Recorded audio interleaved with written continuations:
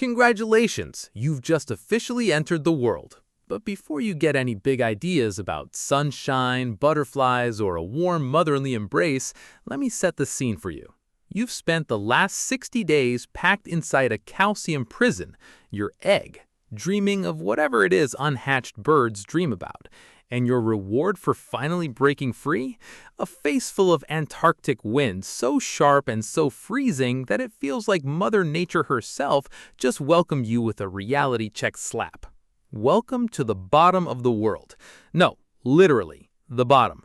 There's no grass here. There are no trees. There's just an endless, blinding sheet of white, and the wind that screams like a banshee 24/7. Lesson 1 of your new life? Get used to being uncomfortable, because it's not getting any better for the next 20 years. If you are looking for a safe space, you've definitely come to the wrong planet. Look up. Well, as much as your tiny, wobbly neck allows you to. That giant feathered tower above you? That's your dad.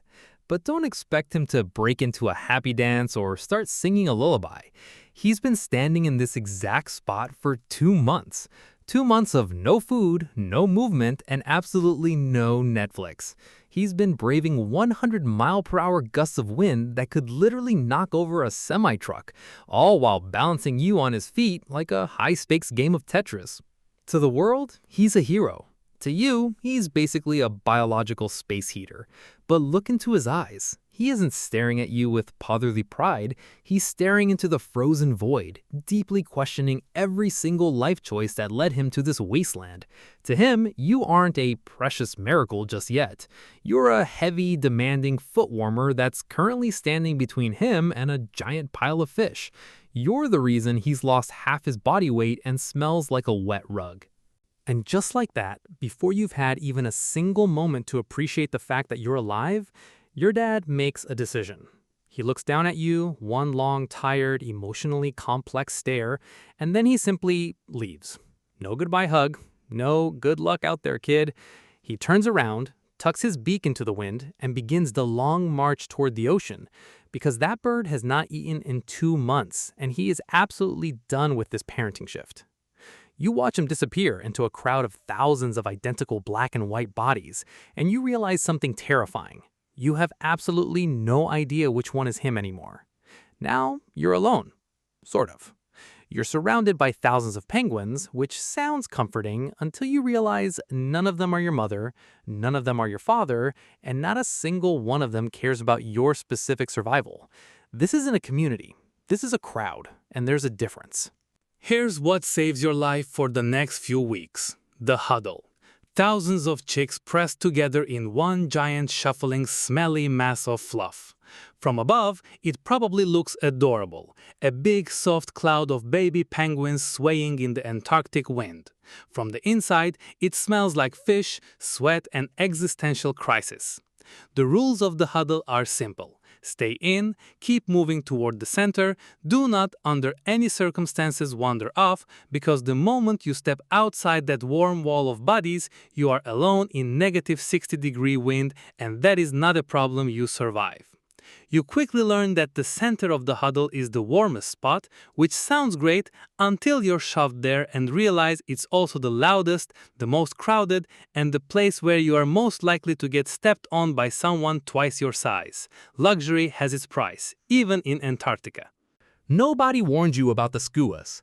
They're large, brown, aggressive seabirds that circle the colony like they own the place.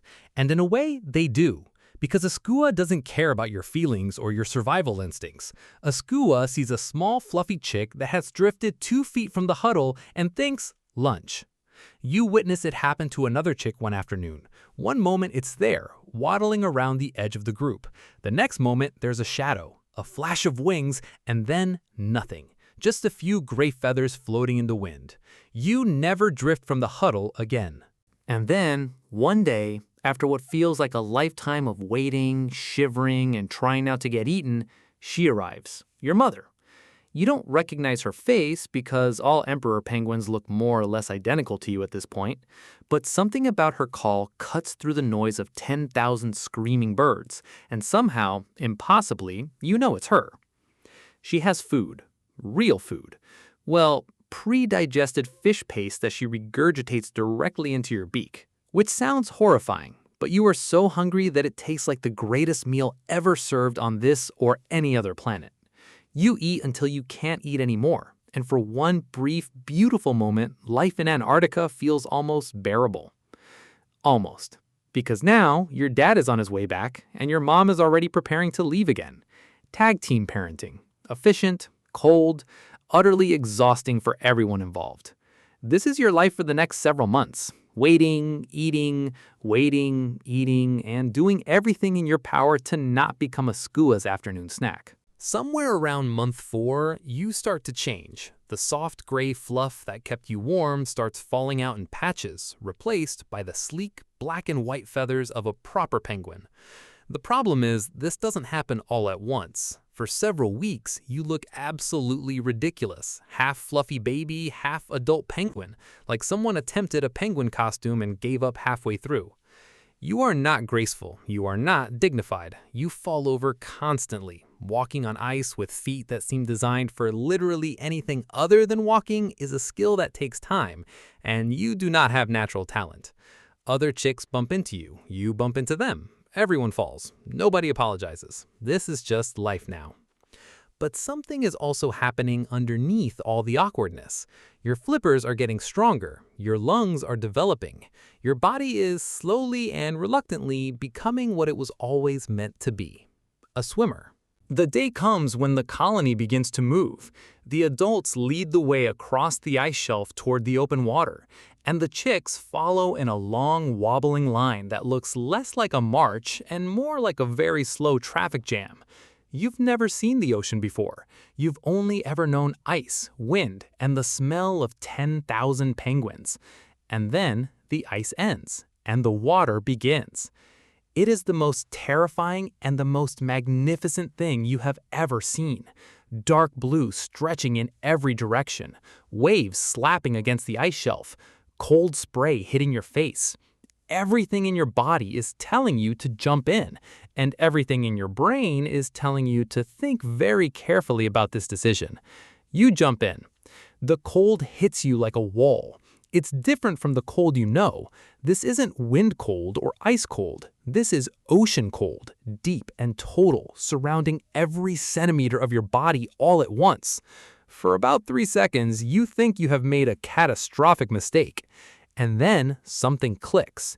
Your flippers find their rhythm. Your body streamlines. The water that felt like your enemy becomes something else entirely. It becomes your element. You are fast. You are smooth. You are built for exactly this. For the first time in your short, difficult life, you feel like you belong somewhere. And then you see the leopard seal. It's below you, moving through the dark water with an ease and a speed that makes your blood run cold, which is impressive because your blood was already very cold. It's enormous, long and muscular, with a wide, almost smiling mouth full of teeth that were not designed for anything friendly. It sees you. You move, fast, faster than you've ever moved in your life. You burst toward the surface, explode out of the water, land hard on the ice shelf, and lie there gasping and shaking, while the seal glides away beneath the surface like it was never in a hurry at all. You are alive. Barely, but alive. This is the lesson the ocean teaches you on day 1. It is beautiful, and it will kill you if you let it. Respect it. Fear it. But never stop swimming. The seasons pass. You grow. You learn which fish are fastest and how to corner them in open water. You learn which currents carry food and which carry nothing. You learn to read the surface of the water for signs of what's moving below. You also learn loneliness. Out here in the open ocean, between the feeding grounds and the colony, there are long stretches where you see no other penguins for days, just water in every direction and the sound of your own movement through it. Sometimes you surface and look around at the flat gray horizon and think about that Huddle back in Antarctica, the warmth of it, the noise, even the smell. Out here, there is none of that, just you and the ocean and the endless, indifferent sky. There is also the plastic. It drifts through the water in patches, bags, fragments, tangles of netting. Sometimes it looks like food. Sometimes it smells like food. It is not food. You have learned this the hard way, and so have many others around you who were not as lucky. The ocean used to be clean. Something changed it. Something that lives on land and does not think much about what happens when it throws things away. After 3 years, something pulls you back. Not hunger, not instinct exactly, more like a memory. The colony, the ice, the place where you first opened your eyes and felt the Antarctic wind hit you like a slap. You make the long march across the shelf with hundreds of others, all returning for the same reason. You are not a chick anymore. You are here to find a mate. The colony is chaos. Thousands of penguins calling, displaying, waddling toward each other and away, sizing each other up in the way that animals have done since the beginning of time. You call out. Somewhere in that crowd, someone calls back. You find each other through the noise, not by sight, but by sound, by something that feels, if you were the type to use such words, almost like recognition. You have an egg now. It sits on your feet, warm and fragile, covered by your belly feathers. Your mate has gone to the ocean to eat. You watched her go, the same way your father once watched your mother go. Now you understand that look, that tired, faraway stare into the frozen void.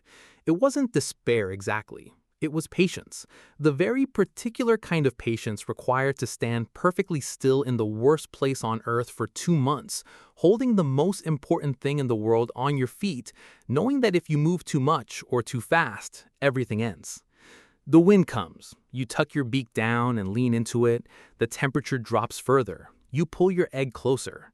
You've been cold before. You've been lonely before. You've been hungry and scared and slow and lost before. You're still here. And so will they be. Life as an emperor penguin is not a fairy tale. There's no warm ending waiting for you somewhere beyond the ice. The cold doesn't get warmer. The predators don't get slower. The ocean doesn't get kinder. But every spring, without fail, in the coldest place on Earth, a small crack appears in a small egg, and something impossible happens. Life, again. That's not nothing. In Antarctica, that's everything. And that's the life of an emperor penguin, born in the coldest place on Earth, raised by a father who hadn't eaten in 2 months, chased by leopard seals, swimming alone in a plastic-filled ocean. Still here, still standing. If you made it to the end of this video, you already have more patience than most people. So hit subscribe, because next time, we're finding another creature whose life is somehow even worse. See you there.